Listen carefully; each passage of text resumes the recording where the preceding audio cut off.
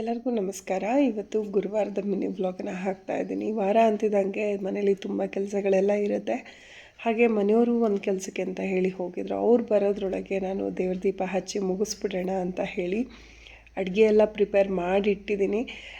ಸಾಂಬಾರೆಲ್ಲ ಮಾಡಿಟ್ಬಿಟ್ಟು ನಿಧಾನವಾಗಿಯೇ ಸಮಾಧಾನವಾಗಿ ದೀಪ ಹಚ್ಚೋಣ ಅಂತ ಹೇಳಿ ಸ್ವಲ್ಪ ಲೇಟ್ ಆಯಿತು. 11:30 ಆಯಿತು ದೀಪ ಹಚ್ಚಬೇಕಾದ್ರೆ. ಇನ್ನು ದೀಪ ಹಚ್ಚಿ ಒಂದು ಹಾಫ್ ಆನ್ ಅವರ್ಗೆ ಮನೆಯವರು ಕೂಡ ಬಂದರು. ಸೊ ಜೊತೆಲಿ ಹಸುನು ಕೂಡ ಇಟ್ಕೊಂಡು ಬಂದರು. ಒಂದು ಹಸುನ ಅಂದರೆ ಇವಾಗ ನಾವು ಒಂದು ಚಿಕ್ಕದಾಗಿ ಹಸು ಫಾರ್ಮ್ ಸ್ಟಾರ್ಟ್ ಮಾಡ್ಕೊಂಡಿದ್ದೀವಿ ಅಷ್ಟೇ.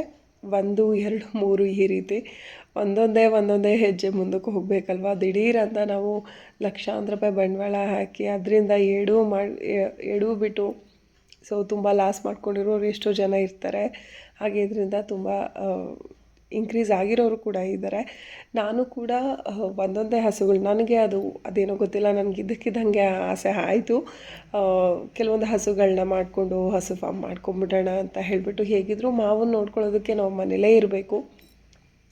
ಸೊ ಎಲ್ಲೂ ಹೊರಗಡೆ ಹೋಗೋದಕ್ಕಾಗಲ್ಲ. ಇಲ್ಲೇ ಹೋದ್ರೂ ಸಾಯಂಕಾಲದೊಳಗೆ ಮತ್ತೆ ವಾಪಸ್ ಬರಲೇಬೇಕಲ್ವ.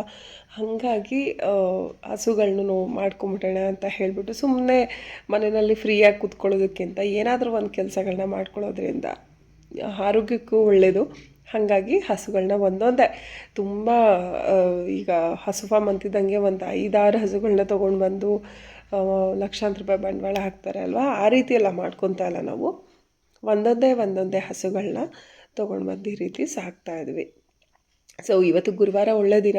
ಅದಕ್ಕೂ ಕೂಡ ಮೈಯೆಲ್ಲ ತೊಳೆದು ಅದಕ್ಕೂ ಸ್ವಲ್ಪ ಪೂಜೆ ಎಲ್ಲ ಮಾಡಿದೆ. ಯಾಕಂದರೆ ನಮ್ಮ ಮನೆಗೆ ಬಂದಿದೆ ಅಂತ ಹೇಳಿಬಿಟ್ಟು, ಒಂದು ರೀತಿ ಮಹಾಲಕ್ಷ್ಮಿ ಥರನೇ ಅಂತ ಹೇಳಿ, ಗೋಮಾತೆ ಅಂತ ಹೇಳಿಬಿಟ್ಟು. ಇನ್ನು ಮಧ್ಯಾಹ್ನ ಅವರು ಬರ್ತಿದ್ದಂಗೆ ಇನ್ನು ಊಟಕ್ಕೆ ಪ್ರಿಪೇರ್ ಮಾಡ್ಕೊಂಡಿದ್ದೆ. ಅಂದರೆ ಬೆಳಗ್ಗೆ ಸಾಂಬಾರೆಲ್ಲ ಮಾಡಿದ್ದೆ. ಇನ್ನೊಂದು ಸರಿ ಚೆನ್ನಾಗಿ ಕುದಿಸೋಣ ಅಂತ ಹೇಳಿ ಚೆನ್ನಾಗಿ ಕುದಿಸ್ಕೊಂಡು ಮಧ್ಯಾಹ್ನ ಊಟ ಎಲ್ಲ ಮುಗಿಸ್ಕೊಂಡ್ವಿ. ಇನ್ನು ಸಾಯಂಕಾಲ ದಂಟು ಬೇಳೆ ಸಾಂಬಾರಿಗೆ ರೊಟ್ಟಿ ಇದ್ದರೆ ತುಂಬಾ ಚೆನ್ನಾಗಿರುತ್ತೆ ಕಾಂಬಿನೇಷನು. ಸೊ ಮಧ್ಯಾಹ್ನ ಹಾಗೆ ಅಂತ ಇದ್ರು ಮನೆಯವರು, ರೊಟ್ಟಿ ಹಾಕಿದ್ರೆ ಚೆನ್ನಾಗಿರುತ್ತೆ ಅಂತ ಹೇಳಿಬಿಟ್ಟು.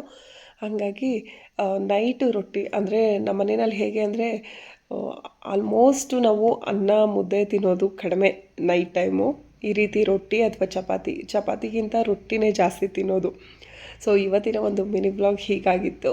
ಸೊ ನಿಮ್ಗೆ ಇಷ್ಟ ಆದರೆ ಲೈಕ್ ಮಾಡಿ, ಫಾಲೋ ಮಾಡ್ಕೊಳ್ಳಿ, ಫಾಲೋ ಮಾಡದೇ ಇದ್ದರೆ. ಸೊ ಇದು ಲಾಂಗ್ ವಿಡಿಯೋನ ನಾನು ಯೂಟ್ಯೂಬ್ನಲ್ಲೂ ಕೂಡ ಹಾಕಿದ್ದೀನಿ. ಇಂಟ್ರೆಸ್ಟ್ ಇದ್ದವರು ದಯವಿಟ್ಟು ಚೆಕ್ ಮಾಡಿ.